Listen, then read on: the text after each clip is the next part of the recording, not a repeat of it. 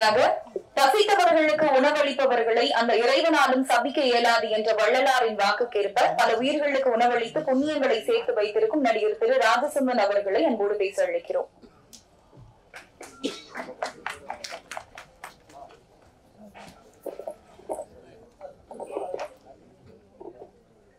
நடிகர் ராஜசிம்மன் அவர்களுக்கு படக்குழுவினர் சார்பாக சால்வை அணிவித்து திருக்குறள் புத்தகம் வழங்கி வரவேற்பு அளிக்கப்படுகிறது.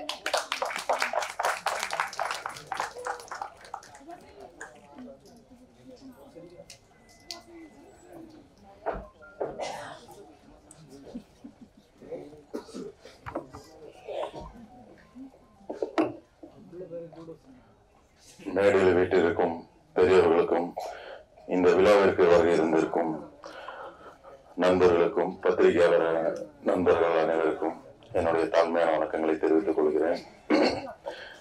இந்த படத்துல எனக்கு நடிக்கிறதுக்கு வாய்ப்பு கொடுத்த இயக்குனர் சங்கர் சாரதி அவர்களுக்கு என்னுடைய முதல் கண் வணக்கத்தை தெரிவித்துக் கொள்கிறேன். ஏன்னா அவர் மூலியமா தான் இந்த படம் எனக்கு கிடைச்சது. அவர் மூலியமா தான் இந்த ப்ரொடியூசர்ல இருந்து எல்லாருமே எனக்கு கிடைச்சாங்க. இந்த மேடையும் எனக்கு கிடைச்சிருக்கு. உங்களை எல்லாரையும் பார்க்குற வாய்ப்பு கிடைச்சிருக்கு. அதனால அவருக்கு முதல் நன்றி சொல்லிக்கிறேன். இந்த படத்தை பத்தி நான் சொல்லணும்னா, ஃபர்ஸ்ட் இந்த படம் வந்து ஷூட் பண்ணும்போது ரொம்ப கஷ்டப்பட்டு தான் பண்ணாங்க. ரொம்ப ஈஸியா அப்படியெல்லாம் ஒன்றும் ஷூட் பண்ண முடியல. இயக்குனரா அவருக்கும் நிறைய கஷ்டங்கள் இருந்துச்சு, நடிகர்களா எங்களுக்கும் சில கஷ்டங்கள் இருந்துச்சு, ப்ரொடியூசரா அவங்களுக்கும் பல கஷ்டங்கள் இருந்துச்சு. எல்லாமே அதை தாண்டி தான் அந்த கஷ்டத்தை சகிச்சுதான் இந்த பிள்ளைய பெற்றெடுத்திருக்காங்க. எடுத்த உடனே அப்படின்னு சொல்றதுக்குள்ள இந்த படம் வரல. இந்த படத்துக்காக ரொம்ப உழைப்பு போட்டிருக்காங்க, ரொம்ப பொறுமையாவும் இருந்திருக்காங்க. ரொம்ப அருமையான ப்ராடக்ட் வெளியே வந்திருக்கு. நானே ரொம்ப பிரமிப்பா தான் பாக்குறேன் இந்த டீசரை பார்க்கும்போது, சாங் பார்க்கும்போது. ஃப்ராங்கா சொல்றேன், நானு உள்ள ஒண்ணு வெளியே ஒண்ணுலாம் பேச தெரியாது. இந்த படம் இப்படி வரும்னு நான் எதிர்பார்க்கவே இல்லை. ரொம்ப பிரமிப்பா இருக்கு, ரொம்ப அருமையா வந்திருக்கு. ரெண்டாவது சைலேஷ் அவரு சொல்லும்போது, சைலேஷோட ஒரு இணை தயாரிப்பாளர் பேசும்போது, பாலா பேசும்போது சொன்னாரு, நாங்க தமிழ் சினிமாவை வாழ வைக்க வந்திருக்கோம்னு. ஆக்சுவலா வந்து அது அந்த அர்த்தம் கிடையாது.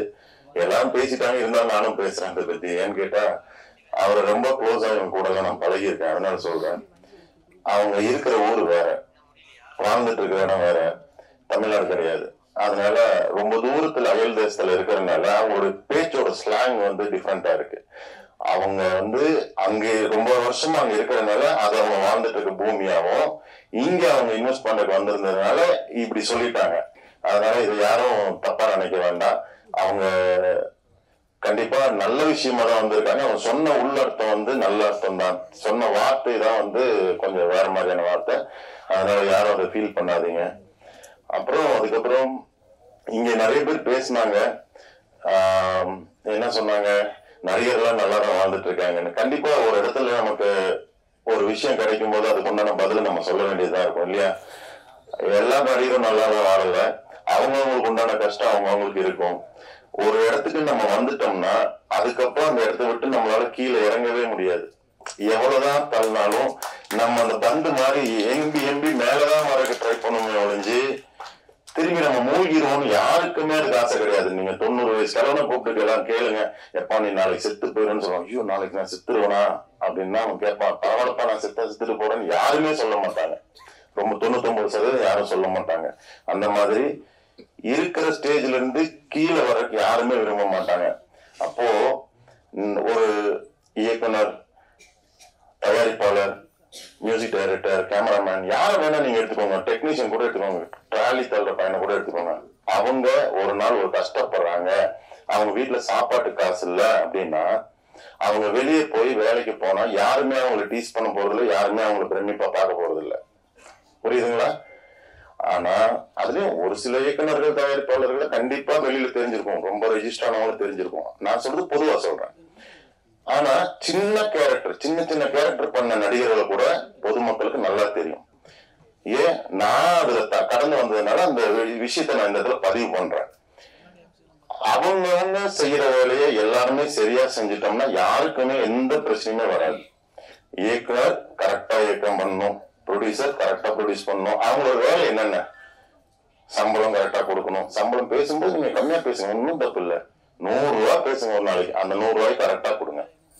இயக்குனரா டேஸ் சொல்றீங்களா, இத்தனை நாள் உங்களுக்கு வேலை இருக்குன்னு சொல்றீங்களா, 10 நாள்ல 10 நாள் வேலை சொல்லுங்க, 10 நாள்ல படத்த முடியுங்க. அப்போ அவங்க வேலையும் சரியா இருக்கும். நடிகரா நடிக்க வரேன்னு சொன்ன நேரத்துக்கு கரெக்டா போகணும். அதை முடிச்சுட்டாங்கன்னா அவங்களோட என்ன நடிக்கணும்னு சொல்றாங்களோ அதை நடிச்சு கொடுக்கணும். அது நம்மளோட வேலை. அதுல நம்ம குறை வச்சோம்னா நம்ம தவறு. சரிங்களா? அவங்க வேலை அவங்க சரியா செஞ்சு எல்லாருக்குமே சிறப்பு. இப்போ என்னுடைய வாழ்க்கையில நடந்த விஷயங்கள் நான் சொல்றேன். நானு கோயம்பேடு மார்க்கெட்ல ஹோட்டல் வச்சிருந்தேன். சரிங்களா? நைட் ஆனா அங்க வந்து நைட்டும் பகலும் ஹோட்டல் வைக்கணும், 4 மணி நேரம் கேப் கிடைக்கும். பாத்திரம் கழுவிட்டு இருப்பேன். பாத்திரம் கழுவிட்டு இருந்தா ஒருத்தவங்க சொல்லுவான், டபர் சினிமா சம்பாதிக்கிற ஆசைப்பட்டு நீங்க வந்து எச்சி பாத்திரம் கழுவுப்பார். நம்ம காதல் விடுவோம். கண்ணில் தண்ணி ஒடிச்சிட்டு நான் கழுவிட்டு இருப்பேன் கொரோனா டைம்ல. ஏன்னா எவ்வளவோ கமிட்மெண்ட்ஸ் இருக்கு, நமக்கும் குடும்பம் இருக்கு, நம்மளை நம்பி ஒரு சில பாதைகளை நம்ம பயணம் பண்ணிட்டு இருப்போம். நம்மளை நம்பி 10 பேர் இருப்பாங்க, அந்த 10 பேருக்கு நம்ம சாப்பாடு போடணும். அப்படிங்கும் போது அந்த கமிட்மெண்ட்ஸை ஃபுல்ஃபில் பண்றதுக்காக நம்ம ஒரு பாதையில் பயணம் பண்ண வேண்டியிருக்கும், உழைக்க வேண்டியிருக்கும். நான் யாருக்கு தலைப்பு இது பண்ணல, யார் தாலியா இருக்கல, யார்கிட்டையும் திருடல. என்ன வேலை இங்க இருக்கோ அந்த வேலையை நம்ம செய்யறோம். அந்த மாதிரி வேலை செய்யும் போது கூட என்னோட தகுதிக்கு தகுந்த வேலை தான் செய்ய முடியும். என்னால வந்து என்ன அமௌண்ட் இன்வெஸ்ட்மெண்ட் பண்ண முடியுமோ, எனக்கு என்ன தொழில் செய்ய தெரியுமோ அதைத்தான் நான் செய்ய முடியும். அப்போ நம்ம செய்யற தொழிலவே நம்ம டீஸ் பண்ணுவாங்க. அப்போ ஒரு நடிகருக்கு அது எவ்வளவு பிரச்சனை இருக்கு. ஏன் 6 மாசத்துக்கு முன்னாடி நான் ஆட்டோ ஓட்டினேன். இன்னைக்கு கூட என் பணியில பண்ணலாம் போய் ஆட்டோ ஓட்டி ஒரு 1000 ரூபாய் சம்பாதிச்சுட்டு வரேன். நான் கவலைப்பட மாட்டேன், ஜாலியா போயிட்டே இருப்பேன். பேசுறவங்க என்ன வேணா பேசுவோம், ஆனா சொல்லலாம். ஏன்னா நிறைய பேர் இங்கேயே பார்த்திருப்பீங்க, நான் ஆட்டோ ஓட்டுறது பார்த்திருப்பீங்க, சரியா, நான் பிசினஸ் பண்றது பார்த்திருப்பீங்க, எல்லாமே பார்த்திருப்பீங்க. அப்புறம் அதனால இந்த இடத்துல இருக்கக்கூடிய இயக்குநர்களும் தயாரிப்பாளர்களும் இந்த மாதிரி பாதைகளை கடந்து வந்திருப்பாங்க தான். அவங்களுக்கு அவங்க வழி மட்டும் தான் தெரியும், அடுத்தவங்க வழி தெரியாது. அதனால நடிகர்லாம் நல்லா இருக்காங்கன்னு பேசாதீங்க, அவங்களுக்கு அவங்க கஷ்டம் இருக்கும். அதுக்கப்புறம் இன்னொரு விஷயம் நான் சொல்லிடுறேன். அம்மா அவங்க கூப்பிடும்போது சொன்னாங்க, எனக்கு அதுலயும் பல பிரச்சனைகள் இருக்கு. சாப்பாடு ஏழைகளுக்கு கொடுக்கறதுல கூட பல பிரச்சனைகள் இருக்கு. அதை நான் நிறைய தடவை நான் வீடியோலையும் மீடியாலையும் சொல்லிட்டேன். அதை திரும்ப திரும்ப நான் சொல்ல விரும்பல. ஆனா நல்லது செய்யறது கூட இந்த உலகத்துல கஷ்டம்தான், எல்லாமே கஷ்டம்தான். நம்ம தான் இஷ்டப்பட்டு அதுக்குள்ள போறோம், நம்ம தான் கஷ்டப்பட்டு ஆகணும். வாய்ப்பளித்த இந்த மேடை அளித்த இயக்குனர் அவர்களுக்கு நன்றி, வணக்கம்.